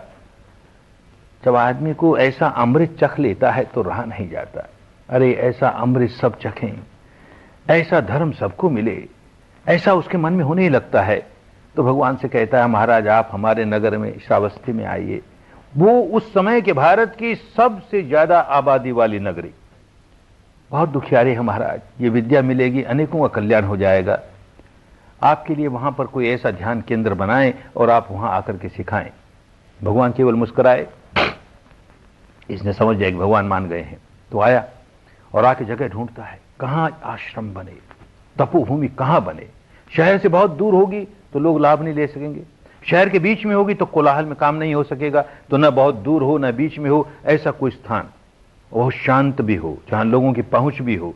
खोजते खोजते एक बगीचा, एक उद्यान, अरे किसका है ये, बहुत अच्छी जगह है, किसका है? वहां के राजा के राजकुमार का, जेठ राजकुमार का उद्यान है, बगीचा है। तो उसके पास जाता है कि मुझे तुम्हारा ये बगीचा खरीदना है। उसे बड़ा गुस्सा आता है, ये बेचने के लिए थोड़ी है, ये तो मेरे आमोद प्रमोद के लिए है, नहीं बेचता मैं। नहीं भाई हमें तो खरीदना है। नहीं बेचता मैं, कुछ तो दाम कह तुम, तो तेरे मुंह मांगे दाम दूंगा। वो जब किसी तरह नहीं टला तो उसने कहा जानते हो क्या दाम है इसका? सारी धरती पर सोना बिछाना पड़ेगा, इतनी कीमत है। सौदा पक्का हुआ। अब वो तिल मिलाया, उसको तो बेचना नहीं था, लेकिन राज्य का नियम था, अगर कोई कीमत कह दे, उस कीमत पर लेने वाला हां कह दे तो सौदा पक्का, तुम्हें देना ही पड़ेगा। अब गाड़ियां भर भर के लाता है सोने की सर्फियों की और बिछाता है, सारी भूमि हमें खरीदनी है, बिछाता है। जेठ राजकुमार देखता है कि ये सेठ पागल हो गया। उससे कहता है तू पागल हो गया, कभी धरती की इतनी कीमत हुआ करती है? वो कहता अरे तू नहीं जानता इस धरती की कितनी कीमत होने वाली है। इस धरती पर भगवान आकर के विपश्यना सिखाएंगे, और एक व्यक्ति को भी मुक्ति का मार्ग मिल गया, और न जाने कितनों को मिलने वाला है। एक व्यक्ति को मिल गया, उसके मुकाबले मेरा सारा धन कोई मुकाबला नहीं, कोई कीमत नहीं उसकी। एक व्यक्ति को धर्म मिल जाएगा, इसलिए ये काम कर रहा हूं। तो जेठ राजकुमार ने देखा अरे इतनी बड़ी बात है, तो कहता बाबा बस जो हुआ सो हुआ, बाकी मेरी ओर से दान। बहुत बड़ा विहार बना, वहां पर ध्यान केंद्र बना, 10,000 व्यक्ति रह करके एक साथ ध्यान कर सकें, इतना बड़ा ध्यान केंद्र बना। अनेक लोगों को उससे लाभ हुआ। यही अनाथ पिंडक जब जब वहां पर आए, सुबह शाम जरूर आए। तो गृहस्थ है ना, गृहस्थ का एक धर्म बड़ा आवश्यक धर्म, और वो ये कि कभी भी बिना दान दिए बिना नहीं रहता, क्योंकि दान देगा तो उसका अहंकार टूटेगा, केवल संग्रह करेगा अहंकार बढ़ेगा, मुक्त नहीं हो सकता। तो जब आए तब कुछ न कुछ लेकर आए साधकों के लिए, खाली हाथ नहीं आए, कुछ न कुछ लेकर आए। एक अवस्था ऐसी आई कि बिल्कुल कंगाल हो गया, कुछ नहीं उसके पास। ऐसा आता है उतार चढ़ाव जीवन में, अब क्या करे, खाली हाथ जा नहीं सकता। तो अपने घर के पीछे जो बगीचा था और उसकी धरती जमीन बड़ी उपजाऊ थी, 2 मुट्ठी मट्टी लेकर आता है और इस तपोभूमि में आकर किसी पेड़ के नीचे वो मट्टी डाल देता है। इस मट्टी से ये पेड़ खूब बढ़े और इसकी छाया में एक व्यक्ति को भी मुक्ति का रास्ता मिल जाए। बस ये चेतना है, कैसे लोगों का कल्याण हो। देने वाला जब ये देखता है कि दे करके मुझे क्या मिले, मुझे क्या सहूलियत मिले, इस तपोभूमि में मैं एक निवास स्थान बना दूंगा, जब जब मैं आऊंगा तब तब मैं रहूंगा, मैं न रहूं तब और कोई रहे। अरे तो तू कीमत लेता है ना अपने दान की। या कोई बना दूंगा उस पर नाम लिखा जाए मेरा, ये गोइनका का दिया हुआ। कोई स्कूल बनाए तो गोइनका स्कूल, ये गोइनका अस्पताल, ये गोइनका कॉलेज। पागल हो गए ना, दान देना ही भूल गए। दान देने का नाम देना, पाने का नाम देना नहीं। बदले में कुछ बात चाहता है, प्रशंसाई हो, प्रसिद्धि हो, मेरा बहुत नाम हो, दान देना नहीं आया। ये तो श्रोतापन्न हो गया ना, धर्म खूब समझता है ना। एक ही भाव करुणा का कैसे कल्याण हो, अधिक से अधिक लोगों का कैसे कल्याण हो। अरे मेरा धन, मैं अब तक लोगों को भोजन दिया करता था इसलिए अनाथ पिंडक नाम पड़ा। भोजन से, एक वक्त भोजन देने से एक दिन भूखा नहीं रहेगा, दूसरे दिन फिर भूख लग जाएगी। एक बार नंगे को कपड़ा देने से कुछ महीने के बाद फिर नंगा हो जाएगा। एक बार औषधि देने से फिर बीमार हो सकता है। ये धर्म का दान मिल जाए, अरे जन्म जन्म के दुखों से छुटकारा हो जाएगा। इससे बढ़कर दान क्या होगा। सब दानं धम्म दानं जिनाति। बात समझ में आ गई। कुछ दिनों तक ये अवस्था रही। वो चाहे मट्टी का 2 मुट्ठी मट्टी लाके देता, चित्त की चेतना यही है, लोक कल्याण हो। चाहे वो करोड़ों की संपदा लगा के तपोभूमि बना के देता, चित्त की चेतना यही है, लोगों का कल्याण कैसे हो। चित्त की चेतना जैसी है वैसे ही फल आएगा। कैसे आदमी बदल जाता है। ऐसे ही एक और बेटी, बहुत धनवान की लड़की, किसी धनवान के घर में ब्याई गई। माता विशाखा 7 वर्ष की थी, तभी भगवान के संपर्क में आई, धर्म के संपर्क में आए। उसके माता पिता, उसके दादा दादी सभी साधना करने लगे, वो छोटी बच्ची भी करने लगी। 7 वर्ष की अवस्था में ही कोई पुराना पुण्य था बहुत बड़ा, पारमी थी बहुत बड़ी, श्रोतापन्न अवस्था में पहुंच गई। बड़ी हुई, 16 वर्ष की अवस्था में विवाह हुआ। तो ऐसा संयोग कि ऐसे घर में विवाह हुआ कि जहां पर धर्म का नामो निशान नहीं, जहां सास नहीं है ससुर है, और ससुर इतने चंड स्वभाव का, इतने शक्की स्वभाव का, जीना दूभर कर दिया। लेकिन वो तो धर्म में पकी हुई ना, खूब प्रज्ञा में पकी हुई और खूब मैत्री और करुणा में पकी हुई, सारे वातावरण को बदल दिया, घर के सारे वातावरण को बदल दिया। वो जो ससुर इस कदर धर्म विरोधी था, उसको कैसे पलटा। कितना धर्म विरोधी, दान तक नहीं देवी। बहुत धन है और धर्म के कदम उठाने तो बहुत दूर की बात रही। दान देना सबसे पहला कदम गृहस्थ का, वो भी नहीं करे। कोई भिखारी आ जाए घर के सामने, तो भोजन कर रहा है तो पीठ दे दिए उसको, ताकि वो देखे नहीं कि ये भोजन कर रहा है, नहीं तो मांग लेगा भोजन। ऐसा कोई भिखारी आए, कोई भिक्षु आए और वो पीठ करता है, तो ये बेटी बड़ी समझदार बेटी है, उससे कहते जा जा चले जा, मेरा ससुर बड़ी बासी बासी रोटी खा रहा है, तू चले जा। वो तो चला गया, लेकिन ससुर को बड़ा गुस्सा आया, तू मुझे बदनाम करती है, मैं इतना धनवान व्यक्ति इतने स्वादिष्ट भोजन खा रहा हूं, कहता बासी रोटी है। तो समझाती है उसे, बड़े प्यार से समझाती है, अरे बासी ही है ना, किन्हीं जन्मों में तुमने दान दिया, उस दान का फल ये आया, अब तो नहीं कर रहे ना, ये ताजा नहीं है ना, आज दान दो तो ताजा है, तुम ताजा काम ही नहीं करते, कोई सब बासी काम तुम्हारा। धीरे धीरे बात समझ में आने लगी, और यही व्यक्ति किस तरह धर्म की धारा में बहने लगा, किस तरह परिवार के सारे लोग धर्म की धारा में बहने लगे।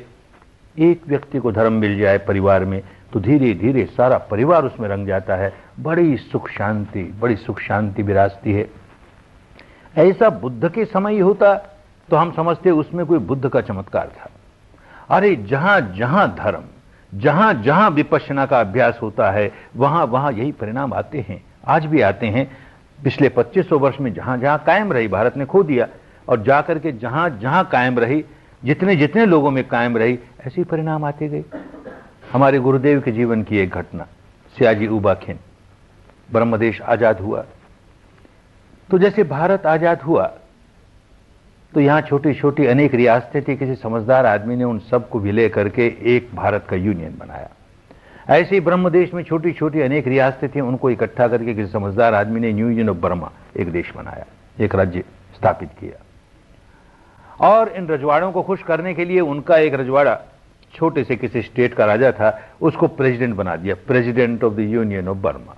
अब वो बड़ा खुश, छोटे से किसी स्टेट का राजा, अब तो सारे यूनियन ऑफ बर्मा का राजा, बड़ा खुश। वो खाली डेकोरेशन का पोस्ट है प्रेसिडेंट का, उसके हाथ में पावर कुछ नहीं, पावर तो सारा प्राइम मिनिस्टर के हाथ में होता है, फिर भी बड़ा खुश। एक बार अपने प्रेसिडेंट हाउस में पार्टी देता है, डिनर पार्टी देता है, लोग इकट्ठे होते हैं, बड़े गण्यमान्य लोग सारे इकट्ठे हुए। 7:30 का समय है डिनर का, सब आ गए, मेहमान सब आ गए, मेजबान नहीं है, 8 बज गए नहीं है, 8:15 बज गए, तो प्राइम मिनिस्टर घबराया, पार्टी कैसे चलेगी उसके बिना। तो ऊपर तल्ले में वो रहता था, तो किसी को भेजा, जा देख के अब तक तैयार नहीं हुआ। कोई गया ऊपर, आके कान में कहता, महाराज वो आने लायक नहीं है। क्या हुआ? अरे आज उसने इतनी पी ली, एकदम बेहोश होकर धरती पे पड़ा है, कैसे आएगा? अब उसके बिना पार्टी कैसे करेंगे? अरे बेहोश है कि बेहोश है, 2 आदमी पकड़े कंधे का सहारा देकर ले आओ उसको, यहां बैठा देंगे टॉप टेबल की कुर्सी पर, किसी तरह काम शुरू करेंगे। ले आए, आधा सा होश आधा सा बेहोश, हिचकियां बढ़ते बढ़ते आया, बैठा दिया गया। एक कोर्स सर्व हुआ, दूसरा हुआ, तीसरा सर्व हो रहा था कि उल्टियां करनी शुरू की, सारी उल्टियों से भर दी टॉप टेबल। बेचारा प्राइम मिनिस्टर सिर पे हाथ रख के रोता है कि ये कैसा प्रेसिडेंट हमने बनाया। ऐसे अपने देश को हम धर्म देश कहते हैं और हमारे देश का प्रेसिडेंट इस तरह का। दूसरे दिन उसे होश आया तो टेलीफोन करता है, आप कहो तो मैं रिजाइन कर दूं, मुझसे शराब नहीं छूट सकती, छूट ही नहीं सकती। हमारे राजाओं में, राजघरानों में एक नियम है, एक परंपरा है, जो युवराज होता है, पहला पुत्र उत्पन्न होता है तो उसको सोने की चम्मच में बढ़िया से बढ़िया शराब, ये पहली घूंट दी जाती है, जन्म घूंट। तो हमको जन्म घूंट शराब की मिली और तब से पीते आ रहे हैं, हमारा तो आधा खून ही अल्कोहल हो गया, हम इससे नहीं निकल सकते। क्या किया जाए? ऐसा व्यक्ति अपने किसी पुराने पुण्य की वजह से गुरु जी के आश्रम के सामने से जाता है, भीतर चला जाता है, और वो 10वां दिन है, 9वां दिन है, मैत्री का दिन है, जब ऑपरेशन चलता है तो हर आदमी बेचैन है। ऑपरेशन पूरा होता है, 9वें दिन मैत्री सिखाते हैं और मलहम लगती है, देखते हैं चेहरा खिल उठता है एकदम, हर आदमी बड़ा प्रसन्न है। तो उस दिन पहुंचा, देखता हर आदमी प्रसन्न है, क्या है, क्या हो रहा है, यहां पर क्या सिखाया जा रहा है? तो आनापान सिखाते हैं, विपश्यना सिखाते हैं। अरे आज के जमाने में भी कोई आनापान विपश्यना सिखाता है और ये परिणाम आते हैं उसके, इतनी शांति मिलती है। लोगों से बात की होगी, बहुत शांति, शांति तो मुझे भी चाहिए, बिल्कुल अशांत, बड़ा बेचैन, मुझे भी चाहिए। तो तुम भी करो, धर्म तो सबके लिए है, राजा हो चाहे रंक हो, सबके लिए है। तो क्या करना होगा? 10 दिन यहीं रहना पड़ेगा। अच्छा रहूंगा। क्या करना होगा? 5 शील पालन करने पड़ेंगे। ना बाबा ना, 4 शील पालन कर लूंगा, 5वां मैं नहीं कर सकता। जाओ, गुरुजी ने कहा, हम नहीं सिखाते, यहां रहोगे तो 5 शील पालन करने पड़ेंगे, नहीं तो नहीं सिखाते, जाओ, मिलेगा नहीं तुम्हें कुछ, बेकार समय जाएगा। अब उसे चाहिए तो बार्गेनिंग करता है कि महाराज छोटी सी पैग रोज की ले लूं, छोटी सी, थोड़ी सी, जाओ नहीं देंगे, 2 दिन के बाद ले लूं, 4 दिन के बाद, जाओ नहीं देंगे, 10वें दिन नहीं लेना पड़ेगा। अच्छा तो महाराज एक बात तो बताओ, 10 दिन के बाद अपने घर जाऊं तब तो ले सकता हूं ना। अरे तो घर जाके घड़ों पीना, हम कहां तुमको रोकने आएंगे, यहां नहीं ले सकता। अच्छी बात, अपने मन को मजबूत करके किसी तरह 10 दिन सीखा, यही काम किया जो सबने किया।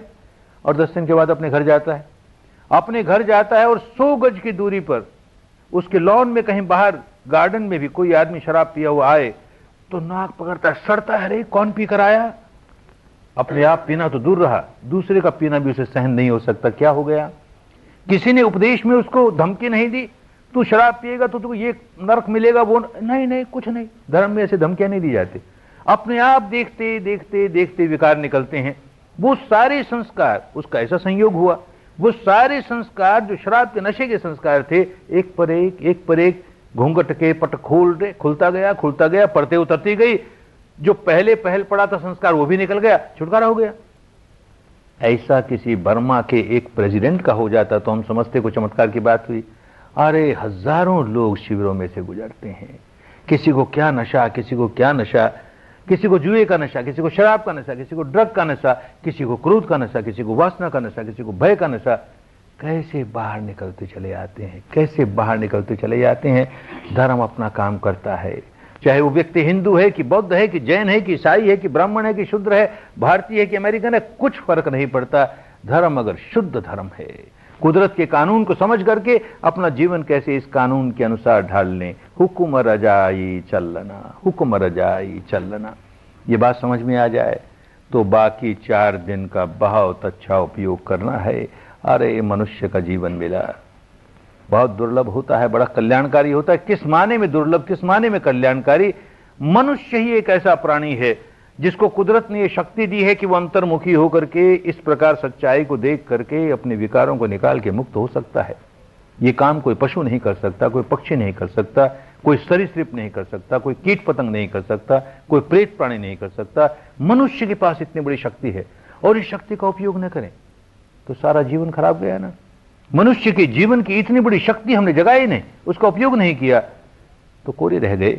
तो भाई ये बचे हुए 4 दिनों का खूब लाभ उठाना है, मनुष्य जीवन को सार्थक करना है, किसी पर एहसान करने के लिए नहीं, अपने मंगल के लिए, अपने कल्याण के लिए, अपनी स्वस्थ मुक्ति के लिए। जो जो आए इस तपोवन में तपने के लिए, जो जो आए, खूब मंगल हो, खूब कल्याण हो, खूब स्वस्थ मुक्ति हो, स्वस्थ मुक्ति हो।